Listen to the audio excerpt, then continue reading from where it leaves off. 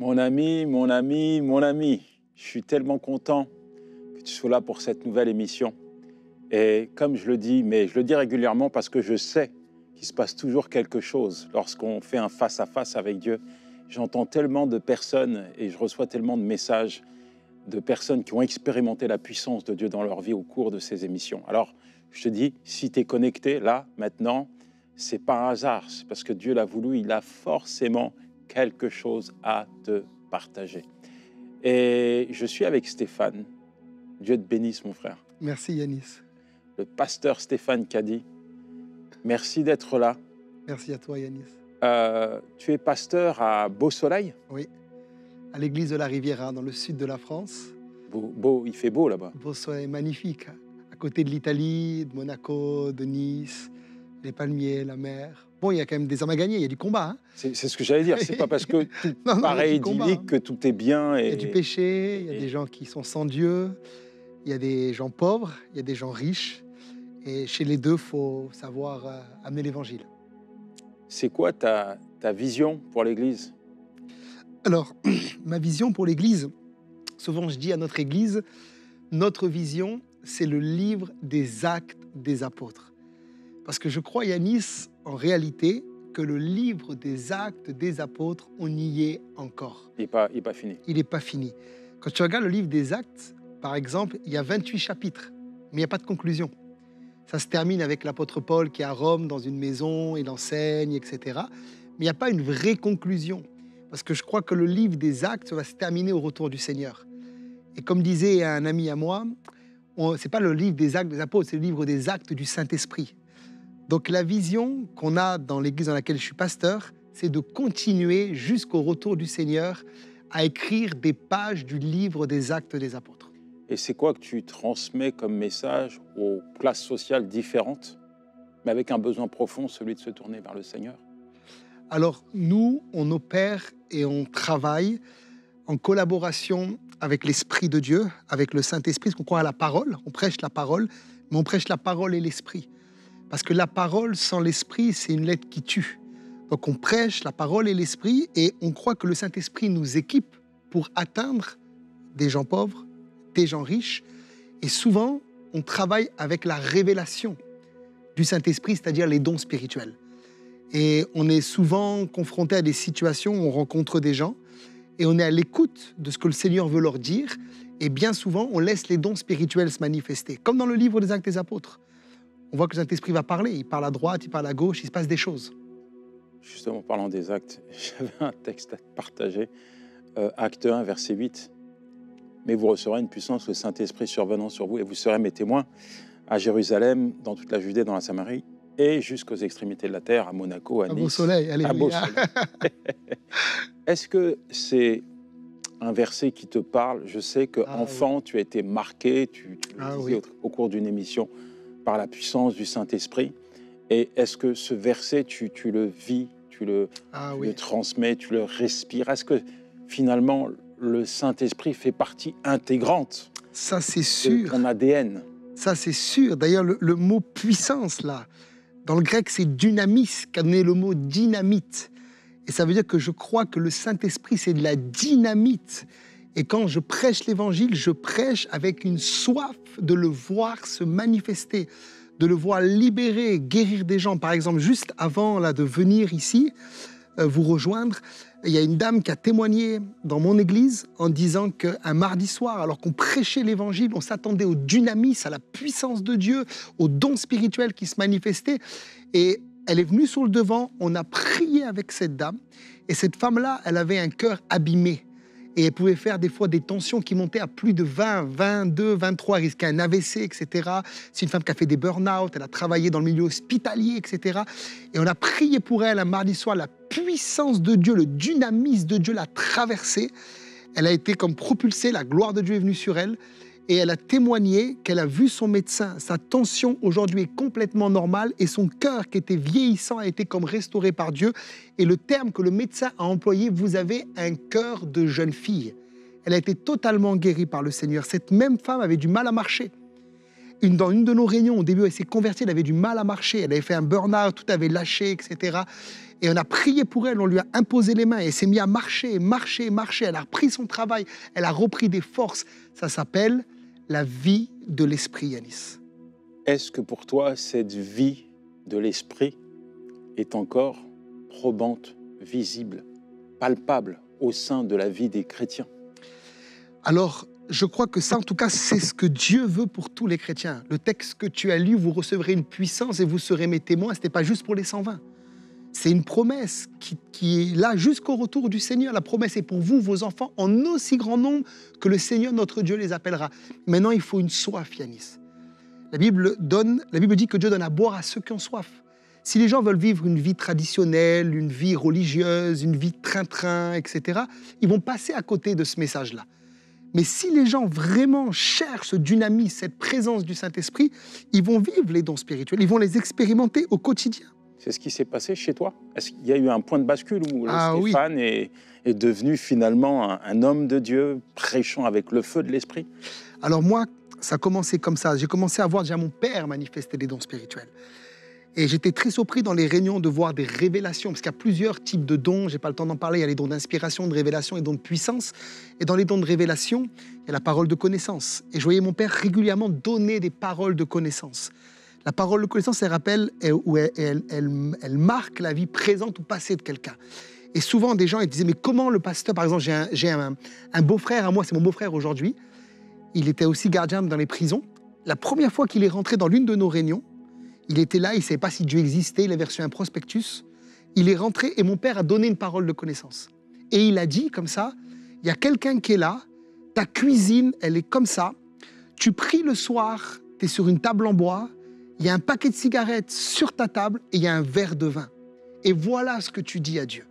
Et ce gars est venu me trouver, c'était pas mon beau-frère à l'époque, et il me dit, mais qui c'est qui est venu chez moi? Comment vous savez que ma cuisine, elle est comme ça?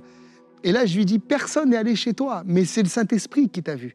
Et mon père a reçu un don de révélation. Donc, quand je voyais des trucs comme ça se passer, je savais qu'il y avait plus. Et puis, un jour, j'ai rencontré donc, le pasteur Samuel Peter Schmidt. Et là, j'ai vu des réunions avec lui. Il y avait des cancers guéris, des révélations par rapport à des maladies précises, etc. Et moi, j'ai dit à Dieu, cette soif, je veux vivre ça. Le livre des actes n'est pas fini, je veux expérimenter ça. Et je me rappelle, il est venu chez moi, on a mangé, il y avait un repas. Je lui ai dit, pasteur Samuel, est-ce que tu veux m'imposer les mains?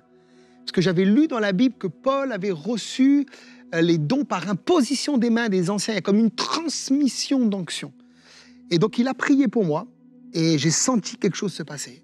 Une semaine est passée.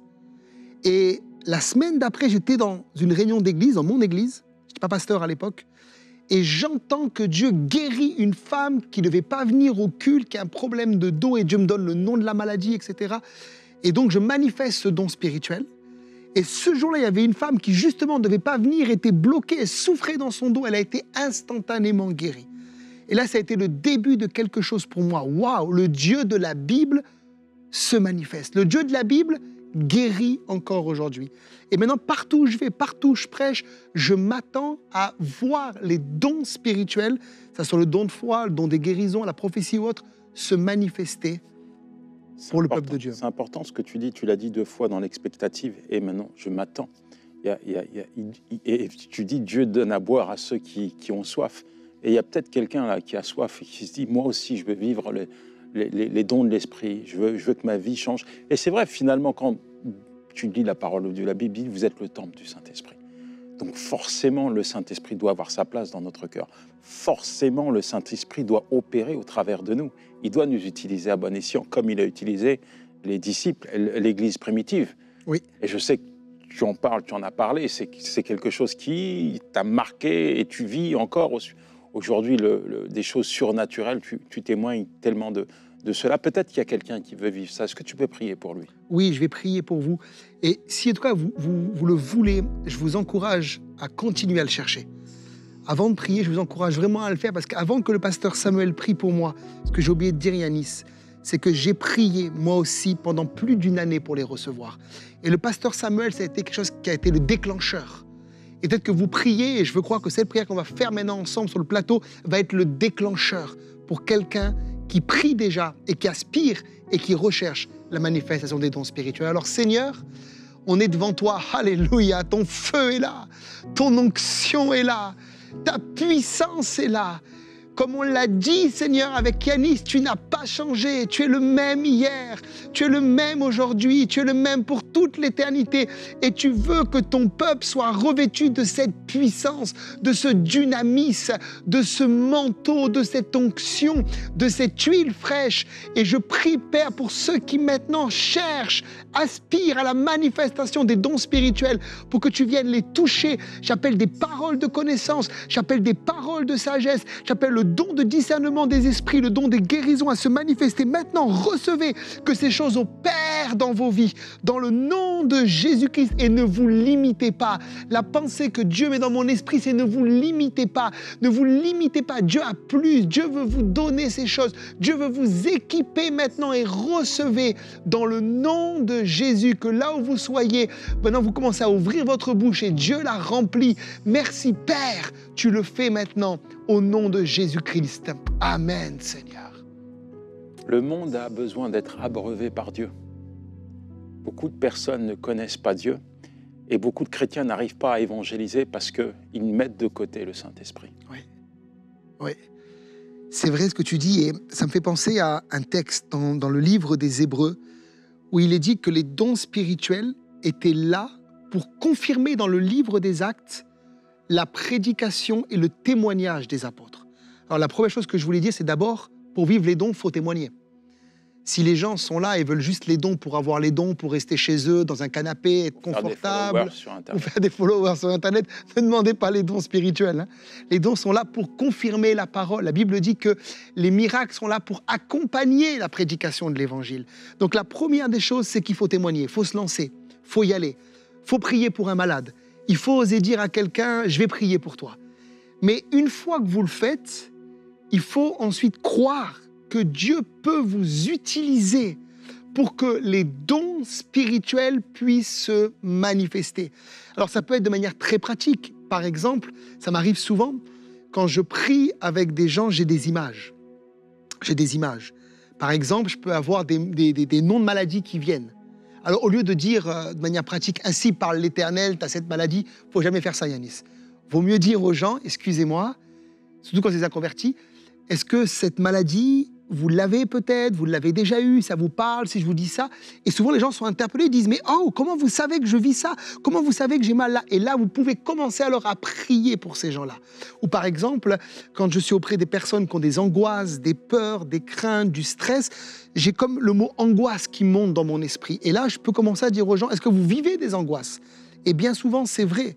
Je me rappelle, par exemple, un jour, dans une réunion comme ça, on m'amène quelqu'un, et puis il y a une jeune fille, je donne une parole de connaissance. Je dis, tu as un problème d'estomac que ton père avait, que ton grand-père a, et tu ne peux pas bien manger à cause de ça, et tu penses que toute ta vie, ça va être comme ça, Dieu te guérit.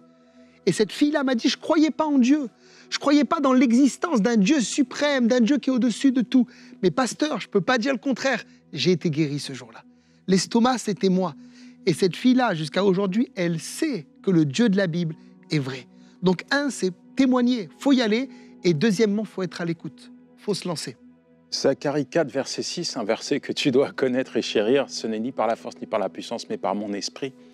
Je pense pas, je suis convaincu. On est les représentants de Dieu. Et en tant que représentant, le Saint-Esprit est là aussi pour signer et confirmer et attester la parole que nous annonçons.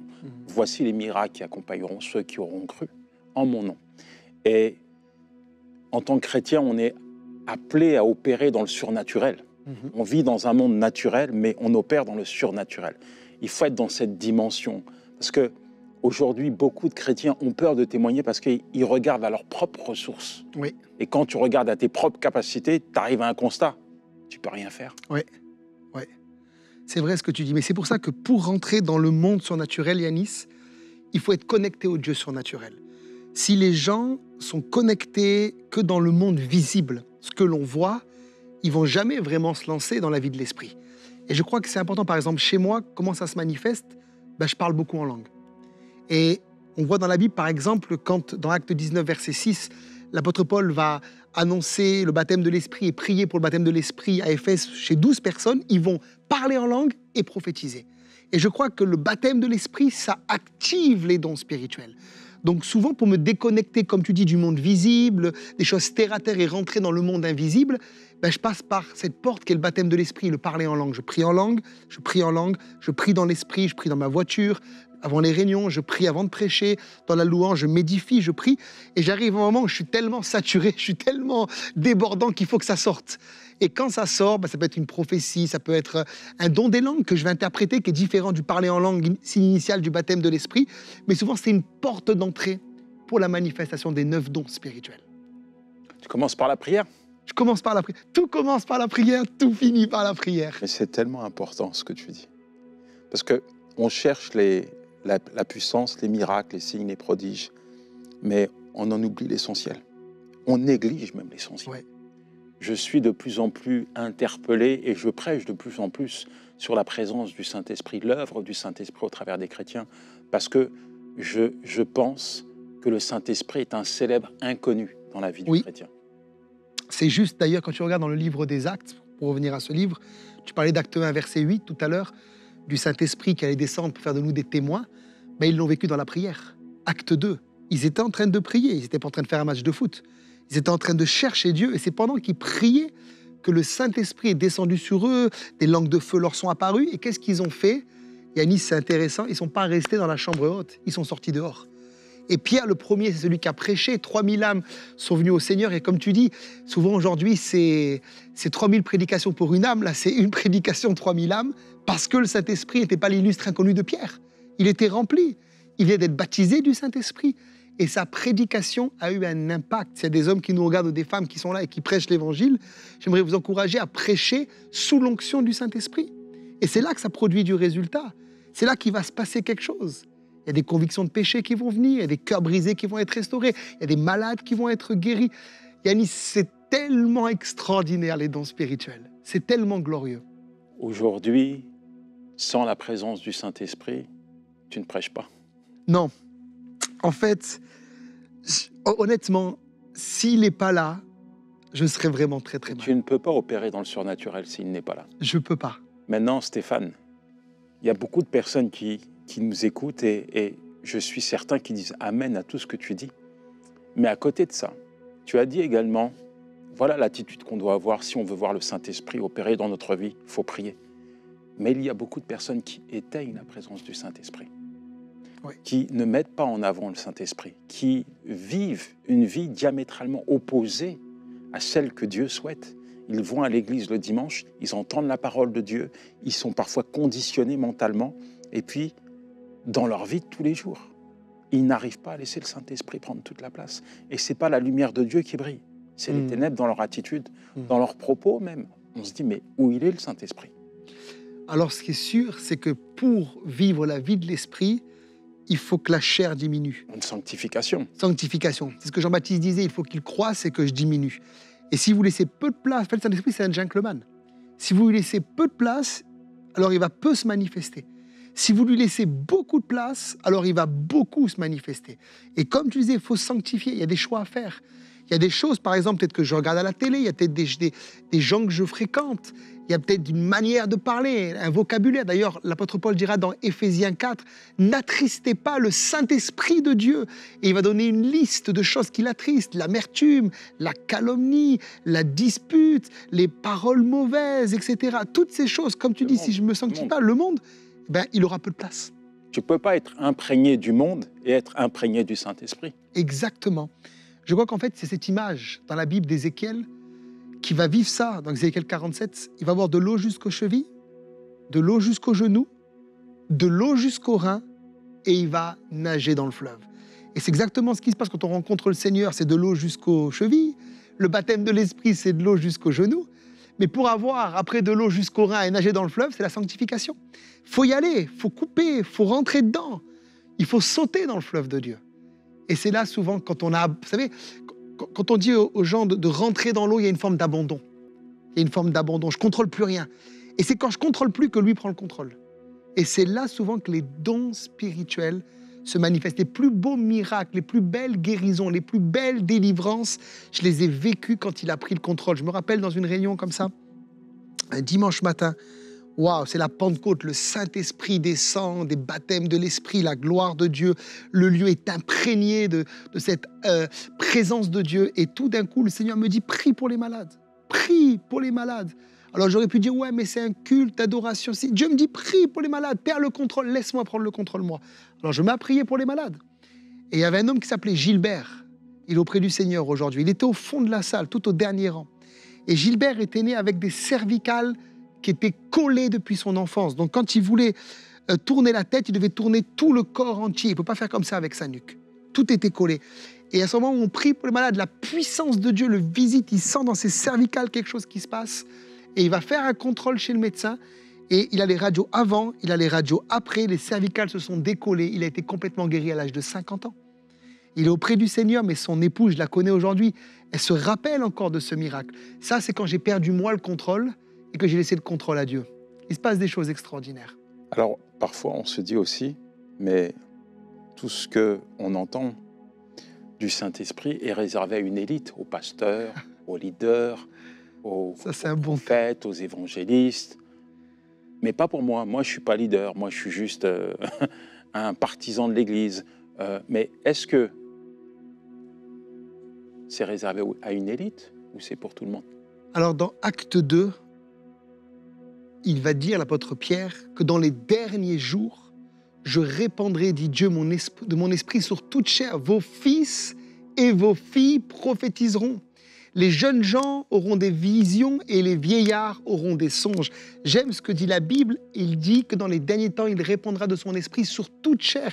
Il n'est pas dit seulement sur les pasteurs, seulement sur les évangélistes. Bien que les évangélistes, c'est vrai, les prophètes, les apôtres ont besoin parce qu'ils implantent des églises, ils vont sur le terrain, ils ont besoin des dons spirituels. Mais la volonté de Dieu, c'est que toute chair, tous ses enfants puissent accéder à ce monde surnaturel, divin qui vient de lui. On voit par exemple dans la parole de Dieu des gens comme Paul qui étaient des érudits, ils manifestaient les dons. Pierre était un homme du peuple, sans instruction, il manifestait les dons aussi. C'est réservé pour tout le monde, pas pour une élite. Ça, c'est merveilleux. Chacun peut accéder à ça. La rencontre avec le Saint-Esprit a changé ta vie? Complètement. Et ça continue, c'est pas fini. C'est pas fini. C'est pas fini. De gloire en gloire. Alléluia. C'est pas fini. Et c'est dans quelle direction tu amènes l'Église? Alors, la vision de notre Église, c'est la parole et l'esprit ensemble. Donc en fait, on veut prêcher la parole de Dieu parce qu'on veut des gens solides, on veut des gens qui soient assis dans les Écritures, on veut des disciples de Jésus, mais on veut aussi une démonstration de l'esprit. Donc c'est la parole et l'esprit. Donc on laisse une place pour l'enseignement de la parole à chaque réunion, mais on laisse une place aussi pour la démonstration de l'esprit et de la puissance. Et c'est pour ça que dans nos réunions, ça peut être des petites réunions de semaine, des cultes avec beaucoup de monde, à chaque fois, il y a une place pour que les dons spirituels se manifestent. Alors, ça ne se passe pas n'importe comment. On sait qui donne des dons. On croit que les gens qui donnent des dons sont des gens aussi qui entendent vraiment Dieu, parce que certains peuvent dire « j'ai un don spirituel, mais ce n'est pas Dieu qui parle ». Et puis surtout, il y a le fruit qui atteste que c'est vraiment Dieu qui a parlé. Mais oui, à chaque réunion, on laisse la place à Dieu pour guérir, sauver, toucher, remplir, visiter, restaurer quelqu'un. Ça, c'est sa volonté, mais c'est aussi sa volonté de le faire pour vous, là où vous êtes maintenant. Il veut vous toucher, alléluia. C'est pour vous. Tu as soif, tu es passionné, Stéphane, par Dieu. On appuie sur un bouton et... Mais je veux que tu puisses bénir notre ami qui nous regarde. Et s'il te plaît, est-ce que tu peux prier pour lui? Que cette soif, que là, maintenant, sa vie puisse être imprégnée, marquée par le Saint-Esprit, que ce soit le début de quelque chose de nouveau. Alléluia. Je veux prier, le Seigneur me montre, il y a une personne qui a un problème au niveau de la colonne vertébrale. J'ai donné tout à l'heure le témoignage d'une dame qui a été guérie au début de mon ministère. Et quand vous avez entendu ce témoignage, ça a créé quelque chose en vous. Vous êtes aussi une femme et vous avez une 50aine d'années et Dieu veut toucher maintenant votre dos. Je libère maintenant la puissance de guérison sur vous. Il y a des personnes, vous nous regardez avec des problèmes d'arthrose au niveau des doigts, me dit le Seigneur. Dieu veut vous toucher maintenant et je brise cette maladie dans votre corps. Que la puissance de Dieu vienne vous toucher. Il y a des personnes qui sont là, me dit le Seigneur, avec des problèmes respiratoires, notamment des personnes qui ont contracté la Covid-19 et vous avez eu du mal depuis à retrouver votre respiration normale. Dieu vous touche maintenant. Recevez maintenant le feu de Dieu, recevez l'onction de Dieu et que maintenant votre respiration soit totalement normale dans le nom de Jésus. Et Père, je prie pour tous les malades qui sont là derrière les écrans, pour ceux qui nous regardent avec des souffrances, avec des douleurs, avec des liens, avec des chaînes, que dans le nom de Jésus, la puissance de Dieu les touche maintenant, qu'ils soient restaurés, qu'ils soient libérés. J'arrache maintenant les blessures dans l'âme et je déclare que la guérison de Dieu prend place. Maintenant, recevez le feu de Dieu, que si vous n'êtes pas baptisé du Saint-Esprit, également maintenant le baptême de l'Esprit soit votre partage. Recevez, commencez à ouvrir votre bouche et que dans le nom de Jésus, des mots divins, des syllabes qui viennent du ciel remplissent votre bouche et votre cœur et votre esprit. Soyez saturés de la présence de Dieu. Je libère ces paroles et je scelle tout ça au nom de Jésus-Christ. Amen. Amen. Amen. Amen. Stéphane, pour finir, j'aimerais que tu puisses, en totale transparence, me dire comment tu cultives la présence du Saint-Esprit dans ta vie. Je la cultive par l'adoration. Je la cultive par la prière, mais par l'adoration. Je reste dans cette présence, je prie jamais sans louange. Je prie jamais sans adoration. Et je parle énormément en langue. En fait, c'est le mix des deux, c'est comme un cocktail Molotov. Je prie en langue. Cocktail divin, tu Un cocktail divin, alléluia. Je prie en langue et je mets de l'adoration. En fait, je sature ma vie de la présence de Dieu. Et une dernière chose, c'est que je m'entoure jamais, Yanis, de gens qui veulent me manger le feu. Moi, j'ai pas besoin d'avoir des pompiers évangéliques autour de moi. Moi, je veux des pyromanes autour de moi. Alléluia. T'en es un, Yanis. Alléluia. Des gens qui sont contagieux dans l'onction et dans la foi aussi. Tu ne veux pas avoir des pompiers autour de toi. Non, il y en a déjà assez dans les églises. Puis le monde peut éteindre aussi la présence du Saint-Esprit. Ça, c'est sûr. Comme tu as dit tout à l'heure, il y a des choix à faire quand on commence à vivre dans l'onction. Pour ne pas être une étoile filante, il faut rester en haut et il faut bien s'entourer des bonnes personnes. Pas cultiver des relations mauvaises dans le monde. Jamais redescendre. Toujours monter d'1% par jour. C'est écrit dans Deutéronome 28, tu seras toujours en haut et tu ne seras jamais en bas. On n'est pas des poules, on est des aigles, Yanis. Faut pas vivre comme un poulet alors. Alléluia, exactement. Sortir de l'enclos. Ne te laisse pas aller enfermer dans dans une cage. Laisse le Saint-Esprit te propulser vers ta destinée. Alléluia. Et ça, devenir la meilleure version de toi-même. Amen. Stéphane, un mot de la fin ? Je vous encourage à persévérer dans la recherche des dons spirituels. Pour moi, ça a mis 1 an. Peut-être pour toi, ça sera plus court. Mais si tu aspires aux dons spirituels, c'est ce que Paul dit dans 1 Corinthiens 14, alors tu vas le vivre. Donc, reste attaché, mets ta ceinture de sécurité. C'est pour toi et ça va bientôt se manifester. Le Saint-Esprit est celui qui change la vie d'une personne. Ce qu'il a fait au travers des disciples, il peut le faire aussi au travers de ta vie. Ce qu'il a fait dans la vie de Stéphane. Et si tu as entendu son témoignage, tu te dis « Waouh, il n'y a que le Saint-Esprit qui a pu opérer une telle transformation ».